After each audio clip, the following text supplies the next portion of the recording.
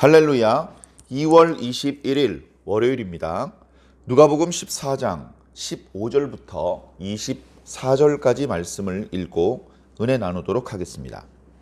함께 먹는 사람 중에 하나가 이 말을 듣고 이르되 무릇 하나님의 나라에서 떡을 먹는 자는 복되도다 하니 이르시되 어떤 사람이 큰 잔치를 베풀고 많은 사람을 청하였더니 잔치할 시각에 그 청하였던 자들에게 종을 보내어 이르되 오소서 모든 것이 준비되었나이다 하매 다 일치하게 사양하여 한 사람은 이르되 나는 밭을 샀음에 아무래도 나가 보아야 하겠으니 청컨대 나를 양해하도록 하라 하고 또 한 사람은 이르되 나는 소 5겨리를 샀음에 시험하러 가니 청컨대 나를 양해하도록 하라 하고 또 한 사람은 이르되 나는 장가 들었으니 그러므로 가지 못하겠노라 하는지라. 종이 돌아와 주인에게 그대로 고하니 이에 집 주인이 노하여 그 종에게 이르되 빨리 시내의 거리와 골목으로 나가서 가난한 자들과 몸 불편한 자들과 맹인들과 저는 자들을 데려오라 하니라.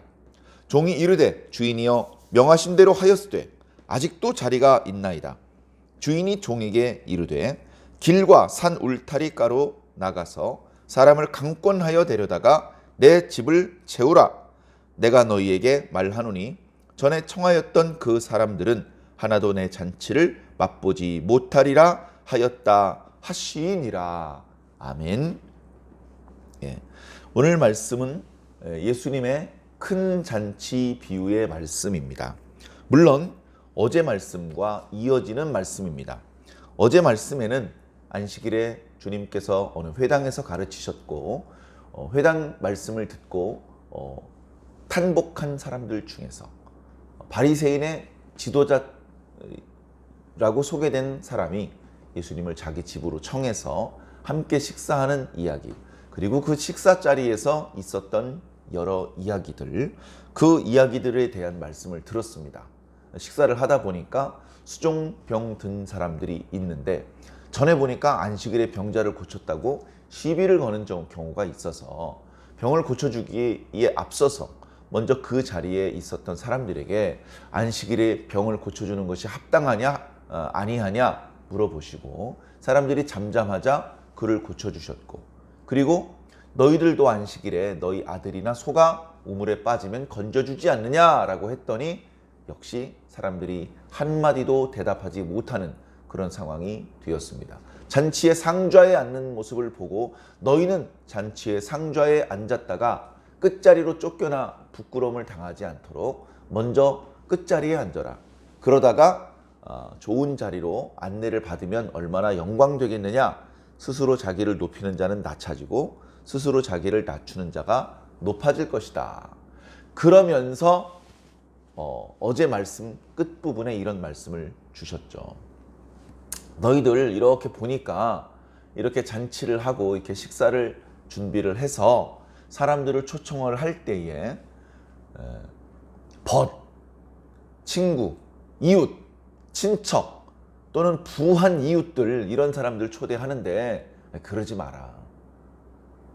그런 사람들을 초대를 했다가 그런 사람들 중에서 아이고 지난번에 초대해 주셔서 고맙습니다. 이번에는 내가 잔치를 준비를 했으니 저희 집에서 열리는 잔치에 참석해 주십시오. 이렇게 해서 그 잔치에 가고 나면 서로 초대하고 또 초대를 받았기 때문에 빚진 것이 없이 그냥 아무것도 아닌 것으로 끝나버리지 않겠느냐.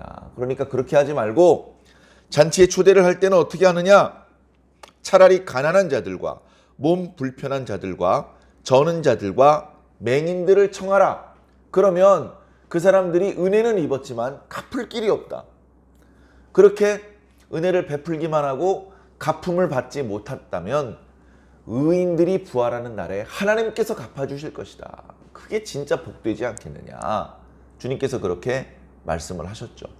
그 이야기에서 바로 이어지는 말씀입니다. 오늘 말씀에. 자, 앞부분에 예수님께서 그렇게 말씀을 하시자 함께 먹던 사람 중에서 이렇게 이야기를 합니다. 무릇 하나님의 나라에서 떡을 먹는 자는 복되도다. 이렇게 이야기를 했습니다. 틀린 말을 한 건 아닙니다. 주님께서 불쾌하게 생각하거나 책망하지 않으셨습니다. 재미있는 것은 누가복음에서 이런 다양한 표현들이 나오고 있다는 것이죠. 우리가 구원을 받는다라고 하지 않습니까?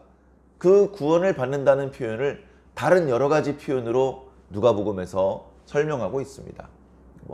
영생을 얻는다 이런 표현도 있고요. 하나님 나라에서 떡을 먹는다. 하나님 나라의 잔치에 참여한다. 주님께서 하나님 나라에서 우리를 시인해 주신다. 이제 그런 다양한 표현들이 이제 누가복음 안에 있습니다. 그것이 다 우리가 구원받는 이야기, 하나님 나라에 들어가는 그런 이야기이죠. 당연히 하나님 나라에서 떡을 먹는다는 것은 천국 잔치에 참여한다는 말이고, 구원받는다, 영생받는다, 다 모든 의미들이 포함되어 있는 것이기 때문에 이것이야말로 복된 일이죠. 주님께서 그 이야기를 들으시고 조금 전에 하셨던 이야기, 야, 잔치를 베풀려거든 부한 이웃을 초대하지 말고 차라리 가난한 자들, 몸 불편한 자들, 이런 사람들을 초대하라 라고 하셨던 말씀을 확장하셔서 큰 잔치 비유라고 우리가 이름 붙인 그 비유의 말씀을 오늘 베풀어 주고 계십니다. 어떤 사람이 큰 잔치를 베풀었다. 큰 잔치를 베풀었습니다. 큰 잔치가 뭐가 큰 잔치겠습니까? 일단은 많은 사람들을 초대했어요. 많은 사람들을. 그래서 와서 앉아서 먹을 수 있는 공간이 충분합니다. 그리고 그 많은 사람들이 먹을 수 있는 여러 종류의 음식들, 다양한 종류의 음식들이 충분히 준비가 되어 있습니다. 그리고 그런 음식들은 당연히 준비하는 데 시간이 많이 걸리겠죠. 그래서 이 비유에서도 보면 두 차례에 걸쳐서 초청을 합니다. 1차 초청 때 저희 주인께서 잔치를 준비하고 계십니다. 그래서 어르신을 초청하였으니 저희들이 다시 연락을 드리면 그 잔치에 꼭 참여해 주십시오. 알았어. 이렇게 됐습니다. 왜냐하면 저희 잔치가 3일 후에 열립니다. 이렇게 잔치의 준비가 마무리되는 정확한 시간을 예측하는 것이 좀 어려워요. 옛날에는. 그러다 보니까 1차적으로 초청을 하고 잔치 준비가 끝나면 이제 준비가 끝났으니까 바로 오시면 됩니다. 이렇게 두 차례에 걸쳐서 초청을 합니다. 그러니까 큰 부자가 큰 잔치를 연 것이기 때문에 도와주는 종들도 많이 있겠죠. 그 종들이 이제 돌아다니면서 초대된 사람들에게 초청의 메시지를 전달을 하는 겁니다. 근데 문제는 뭐냐? 처음엔 올 것처럼 대답했던 사람들이 두 번째로 이제 다 준비가 됐으니까 오시면 됩니다. 이렇게 2차로 초청을 했을 때에 거절을 하더라는 겁니다. 거절을 하는데 18절에 보니까 다 일치하게 사양하였더라. 그 초대됐던 사람들이 다 사양을 했다는 겁니다. 그 이유들을 보니까 이유들이 어떤 이유입니까? 한 사람은 나 밭을 사서 가봐야 됩니다. 저는 소를 샀는데 시험하러 가봐야 됩니다. 전 장가들였기 때문에 못 갈 것 같습니다. 나름대로 이유가 있어요. 이유가 있는데 결국은 뭐냐? 잔치에 못 간다는 겁니다. 잔치에 못 간다는 것은 잔치를 초대한 사람을 무시하는 모욕을 주는 행동입니다. 차라리 1차 초청 때 저는 못 갈 것 같습니다. 그때 얘기를 했으면 그러면 사정이 있으신가 보다. 그때 거절을 하는 것은 그건 오히려 모욕까지는 아닙니다. 아쉽습니다. 다음에 다시 한번 꼭 초청하겠습니다. 이렇게 말할 수 있는 것이죠. 그러나 오겠다고 이야기를 했다가 막상 잔치가 준비가 되었을 때는 안 온다면 이것은 잔치를 준비한 사람을 모욕하는 행동이 되는 것입니다. 그래 비유의 말씀을 보니까 주인이 화가 단단히 났어요. 근데 여기서도 한번 봅시다. 지금 1차로 초청을 받았던 사람들이 어떤 사람들이냐? 밭을 사는 사람이에요. 밭을. 지나가다가 아이스케키 하나를 사는 거. 그거는 누구나 할 수 있는 것이죠. 그러나 넓은 밭을 사는 것은 보통 부자가 아니면 못하는 겁니다. 자, 그 다음에 소를 한 마리가 아니고요. 5겨리를 사요. 한두 마리가 아닙니다. 5마리가 아니에요. 5겨리를 사는 겁니다.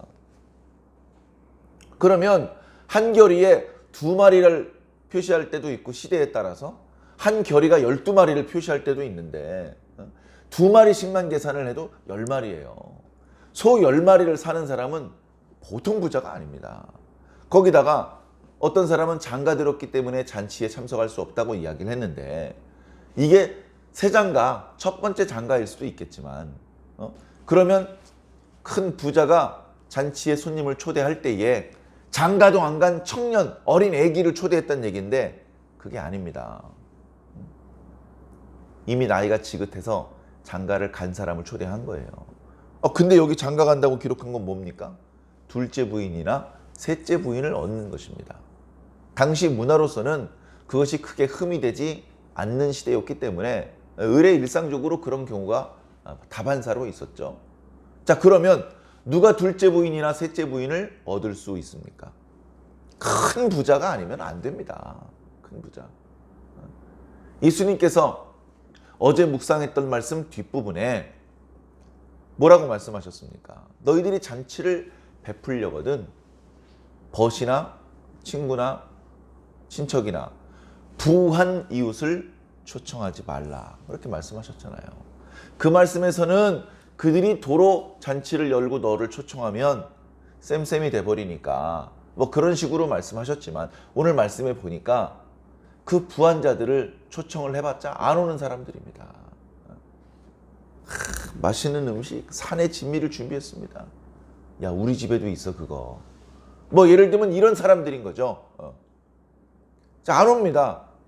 안 오니까 잔치를 준비했던 주인이 화가 나서 종들을 길거리로 보냅니다. 시내 골목으로 가봐라. 거기서 누구를 데려오느냐? 예? 거기서 누구를 21절에 보니까 가난한 자들과 몸 불편한 자들과 맹인들과 저는 자들을 데려와라. 이게 무슨 말씀입니까? 13절 말씀하고 정확히 일치하는 거예요. 13절 말씀에 나와 있는 바로 그 사람들. 그러니까 지금 큰 잔치 비유가 어제 말씀 뒷부분에 있었던 그 말씀하고 다른 이야기가 아닌 것이죠. 그래 종들이 알겠습니다.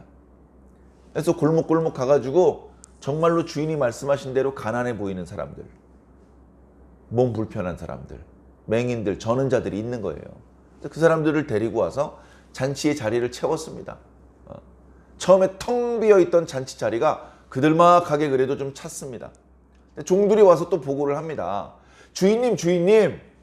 주인님께서 말씀하신 대로 시내 거리와 골목에 가가지고 가난한 사람들, 몸 불편한 사람들 데리고 와서 잔치 자리를 채웠는데 아직도 빈자리가 있습니다. 아직도. 아주 큰 잔치였던 것이죠. 주인이 또 명을 내립니다. 그렇다면 얘들아, 길과 산 울타리가로 가봐라. 이건 무슨 말이냐면 도시 바깥으로 나가봐라 이겁니다.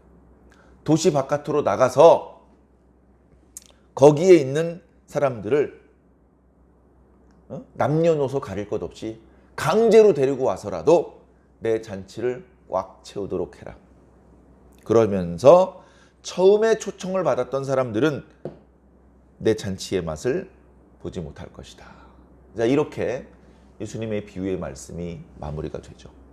그러니까 이 잔치 자리에 사람을 채우는 것도요, 처음에는요 정중히 초대합니다.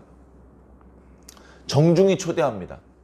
얘들아, 내가 너희 조상 아브라함, 이삭, 야곱과 언약을 맺었던 여호와 하나님이야. 전능하신 하나님이야.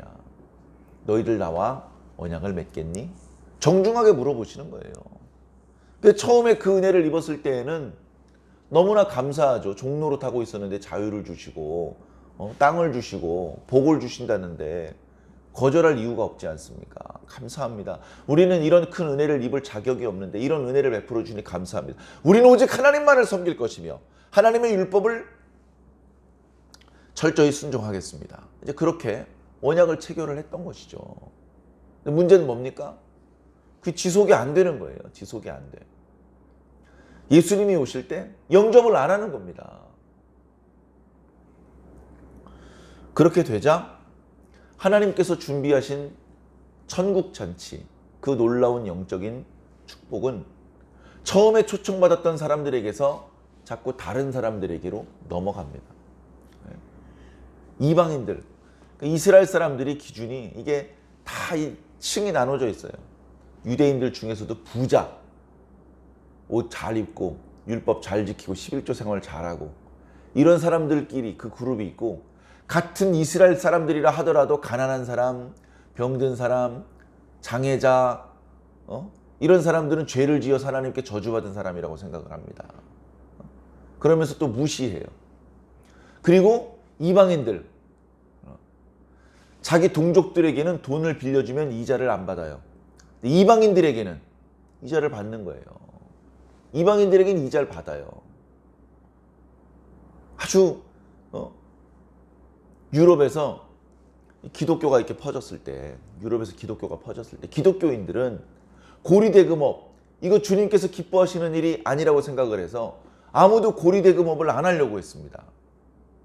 그래서 그 고리대금업을 누가 했냐? 전부 다 유대인들이 하는 거예요. 유대인들이. 베니스의 상인 이런 데도 봐도 그 악질적인 그 고리대금업자가 바로 유대인입니다. 유대인들이 셰익스피어를 싫어한대요. 그래서 각 도시에서 고리대금업으로 큰 돈을 번 사람들이 전부 다 유대인들이고, 그 유대인들이 그렇게 큰 돈을 벌어서 땅을 사고 빌딩을 사고 이럽니다.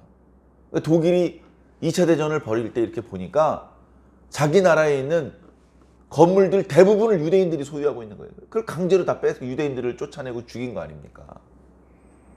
도를 넘은 거죠. 도를 넘은 거. 유대인들은 자기 나라 자기 땅이 없으니까 그렇게 아득바득 공부해서 돈 벌어서 부동산을 소유하려고 했던 것이고, 참 비극적인 역사들이 그렇게 이제 펼쳐진 것인데, 그 유대인들이 결국은 하나님의 초청을 거절한 거예요.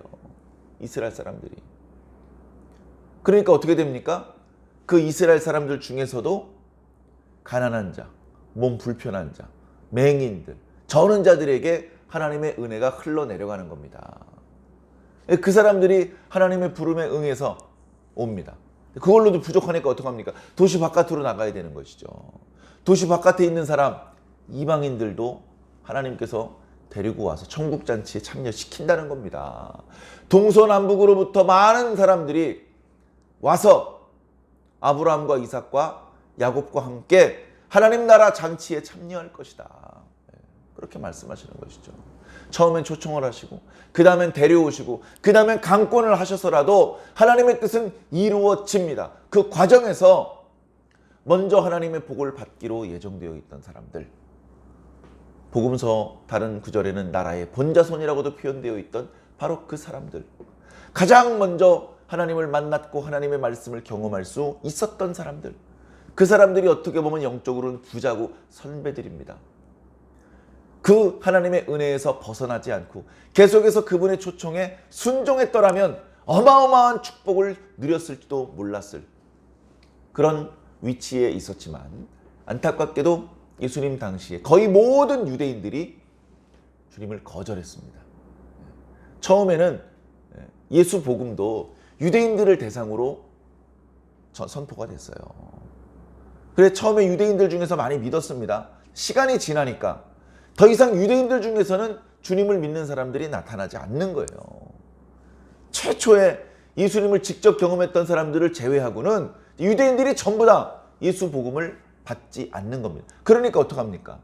복음이 이방인들에게 흘러가는 것이죠. 예루살렘에서 사마리아로, 사마리아에서 안디옥으로, 안디옥에서 온 세상으로. 그래서 오늘 우리들도 그 예수 복음을 만나 주님을 구주로 영접하기는 했습니다만, 참 안타까운 일이죠. 안타까운 일.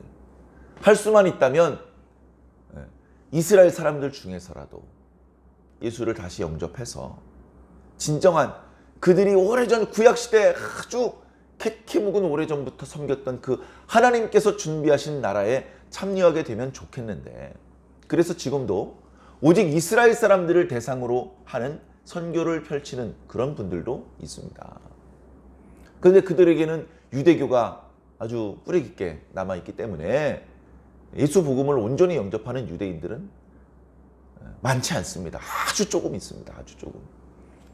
사랑하는 성도 여러분, 우리가 직접 이제 이스라엘로 가서 그들을 선교하고 그런 것은 아니겠습니다만, 혹시 생각이 나시면 마음속으로 복음이 예루살렘에서 시작해서 복음이 이렇게 서진을 해서 복음이 유럽으로, 미국으로, 대한민국으로 왔는데 이제 대한민국에서 다시 중국과 중동을 거쳐서 예루살렘에게까지 온 세상이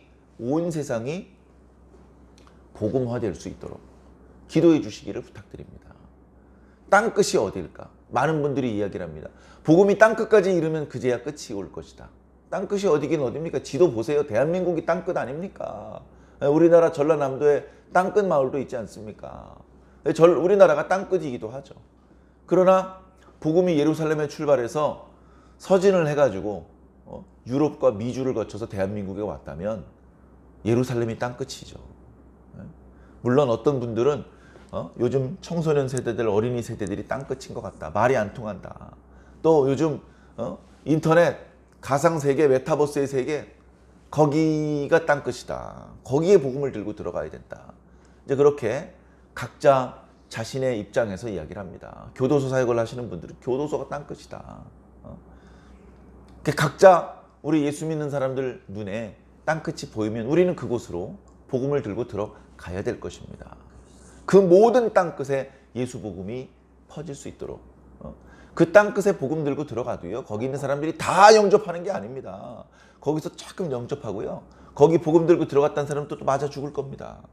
그럼에도 불구하고 이 복음의 역사는 중단될 수 없는 것이죠. 주님 다시 오실 때까지 계속해서 땅끝을 향한 그런 어떤 행진이 중단되면 안 됩니다. 내가 가든지 가는 사람들을 도와주든지 기도하면서 이 예수님의 역사들이 계속 중단 없이 이어질 수 있도록 함께 기도해 주시고 이 놀라운 행진과 대열에 함께 동참해 주시기를 주님 이름으로 간절히 부탁을 드립니다.